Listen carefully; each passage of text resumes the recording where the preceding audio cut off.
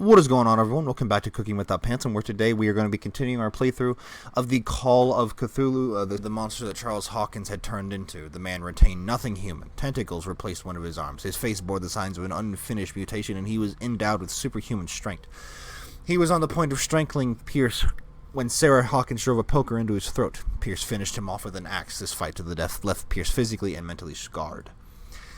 The cost of truth. While Pierce's sanity is growing dangerously weaker, his increased sensitivity to the occult opens new ways for him. On rare occasions, he is now able to unearth hidden truths when he speaks to the inhabitants of the island. As with everything connected to the myth, using it comes at a cost. Well, fucking damn. Oh, Algernon Drake is the owner of the Nameless Bookstore and is a friend of Sarah Hawkins. It seems the two of them are united in a common thirst for knowledge about the occult. He has a strange collection of parchments and books of spells, and he seems to know a lot about the island's clandestine activities. If I decide to explore the occult trail, he will be an excellent guide. Marie Colden. I arrived too late to free Colden from the clutches of Fuller. Just before I found her body in the hands of the doctor she had come to see, she had come to see me to give me a last message. I don't know if I'm going crazy, but I believe that her words were full of truth. I found Sarah Hawkins, alive, prisoner of the Riverside Institute. Charles Hawkins and Dr. Fuller seem to have connived to hide her from the world. She seems to be very affected by the tragedies that have struck her family, but I detect a fighting spirit in this woman that I would better not underestimate. She's a survivor. Through the eyes of Dr. Colden, I finally revisited the Riverside Institute. The operating rooms and dormitories surround the pharmacy. Everything here has an air of respectability. Do the nurses really know, like Dr. Colden, what's going on in the cellars? What is sure is that the staff fear Fuller. It is perhaps this fear that prevents them from questioning the validity of a medical center of this size on such a small island. What the fuck? A scent. When they will have consumed the stellar flesh and survived the transformation, and closer than ever to their new master, they will enter his sleep of death and will only awaken to answer his call. They will be called the Awakened. Oh! Cthulhu! I don't know how to read that. Elder Sign. Men discovered a protective symbol so powerful that it could remove them from the gaze of creatures of the myth. They carved it into their jewels, painted it on the doors of their houses, and embroidered it on the clothing of their children. Later, they understood that it could even exercise its power on the doors of the sunken city. Okay. The words that follow are not really mine. They were communicated to me in my dreams and trances by the greatest minds in the cosmos. I take advantage of these moments of lucidity that grow ever shorter to write down these few scraps from the immense knowledge that they send crashing against my broken mind, night after night. I can only leave these crumbs of knowledge to the world and hope that reading them will guide men, but I already fear that unholy words will stain the soul of whoever dares open this accursed collection, because, just like prisoners whose confessions were written on their own skins, I shall protect my heritage beyond the ages. High Priest. The call cannot be made without a guide. The guide does not have to see or to hear. He is fully committed to the cause of the great old one that he serves. He will find the oracle. He will pursue the truth seeker. He will neither reveal nor explain. He will observe, and when the stars align and the day of awakening arrives, he will take his place and lead the call. I can only imagine that all these people are people that I have already met. If the evidence garnered in the Hawkins drawing room raises questions as to what became of the parents' bodies, the discoveries of Colden in the office of Fuller reinforce his conviction. Sarah Hawkins was moved from the crime scene by none other than Dr. Fuller. Even more significant, the director of the Riverside Institute obviously had a strong obsession with the artist. The content of the cylinders recorded by the doctor proves his interest in the young painter. Summaries of psychoanalysis sessions as well as blood tests confirm the fact. In one of the cylinders, Fuller clearly states that he has hidden the body and the personal effects of one of his patients. What? Oh, it's just in my inventory now? That's great. Books for me. Put into the killings, my dear Sarah. Where the hell did the cop go? I bet Mr. Cop is in on it. Mr. Pierce, we were waiting for you. Good. Sarah doesn't have much time. What are you doing here?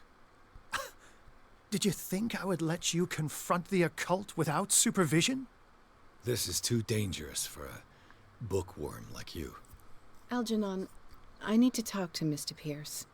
Very well, Sarah. I will be in Charles Hawkins' office. Oh, that's not disconcerting at all.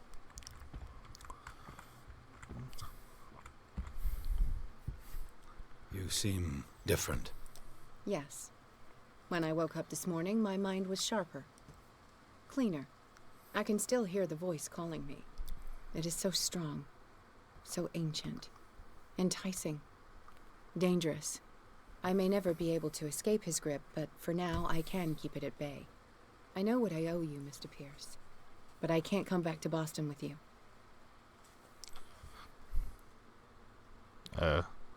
Because of the Wanderer. You've been friends for a long time, hiding each other's secrets. I trust him. What are you planning to do? I must find it and kill it. I am the only one who can end its slaughter. No. No, you will come with me to Boston. I owe you no obedience. This isn't about what you want or don't want to do. You would risk destroying the world just because you can't face the consequences of your actions. I am willing to atone for my sins. No. You're just trying to erase all proof of the mistakes you've made. I know what I have done. I will not rest until the creature is sent back to its dimension. Oh, well. Oh, valid sanity requirements. That's what they... You can't give up, even knowing the stakes. Yes, thank you. Still, I won't let you go. What? You will stay here until I find a safe way to return to Boston. That's ridiculous. Listen, Algernon knows of a way to protect me. Help him find what he seeks, and we may all survive this battle. All right. I'll help you. Welp, okay, that was fucking crazy. Talk to Drake. Charles Hawkins tried one last time to challenge the wishes of Sarah Hawkins, and he is dead. This time there is no coming back. Although I condemn the actions of this man, in a certain way I understand his motives. He was ready to do anything to protect his wife. His abandonment of the cult allowed us to flee the Riverside Institute and to learn more about the threat that was weighing upon the mind of Sarah Hawkins. How long have I been recording? 45 minutes? Hell yeah.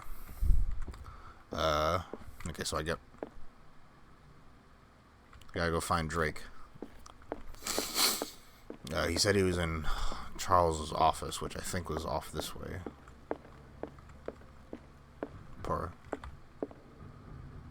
What the fuck?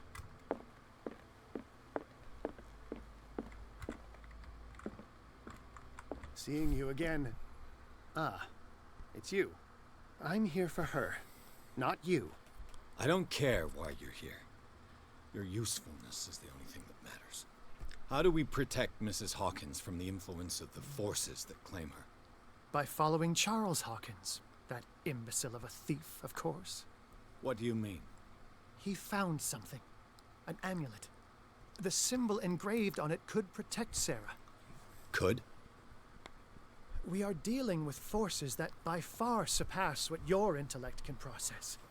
Feel free to ask me any question regarding the matters that exceed your grasp. Oh, my sanity's too high. A genius like you must have already found a way to get rid of this creature, yes? I sense your sarcasm, but it does happen that, yes, I do have a solution. I think I can destroy it, but for that I must approach the creature, and to be able to do so, I need the key to Rie. Rie? Thought it was Ryla. It is no bauble, unbeliever. It is a very powerful protection, able to repel very ancient forces. Much more effective than your cult. What does it look like? It is a golden amulet, bearing very ancient inscriptions and an elder sign at its center. A star with an eye in the middle. I've already seen that sign. Where can we find it? Therein lies the problem. That foul thief Charles has hidden it somewhere. I found this drawing among his personal effects. I think that it has something to do with the location of the amulet. I'll follow this lead. You continue searching. That is what I intend to do. As for you, return here the second you find it,